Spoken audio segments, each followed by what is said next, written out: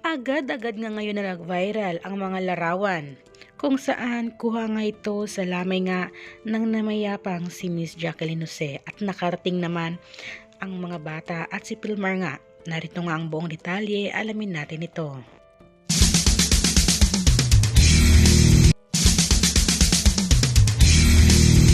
Dagsa pa rin ng mga artista, malalapit na kaibigan ni Miss Jacqueline Jose sa industriya ng showbiz ang pumunta nga sa kanyang burol.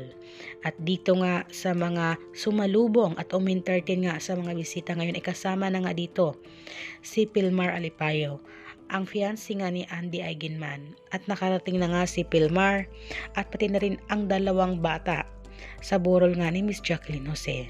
At marami nga sa mga netizens ang naantig dito dahil kumpletong family puto nga ang nandito sa larawan na ito sa burol ni Miss Jacqueline Jose.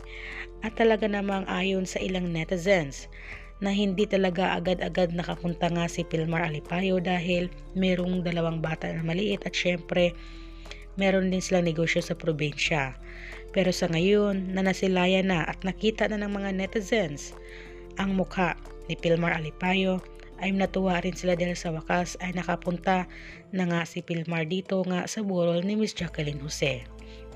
Sabi nga ng ilan, sa wakas ay nakarating na rin si Pilmar dahil marami guys sa mga netizens ang nagtatanong kung bakit wala nga si Pilmar sa tabi ni Miss Andy Eigenman na ngayon ay pumanaw nga si Miss Jacqueline Jose. At dito nga sa ilang komento sabi ng netizens na busy lang yung tao at may dalawang ang anak na inaalagaan. Base na rin ito sa mga post ni Pilmar sa kanyang Instagram na makikita natin nag-aalaga nga siya sa dalawang bata at nasa probinsya siya at meron nga silang negosyo pa. Pero ngayon ay kasama na nga o nakadalaw na nga si Pilmar dito sa week or sa lamay nga ni Miss Jacqueline Jose. At makikita natin dito guys ang aktor o kapuso actor na si Alden Richards ay muling nagbalik nga sa lamay ni Miss Jacqueline Jose. At marami pang mga kapuso or mga GMA artist nga ang nagtungo din dito. Kagaya na lang ni Miss Gladys Reyes ay nandito din siya muli. Kasama nga ang ilan pa na mga nakatrabaho nga ni Miss Jacqueline Jose sa industriya ng showbiz, lalong-lalo na nga dito sa GMA.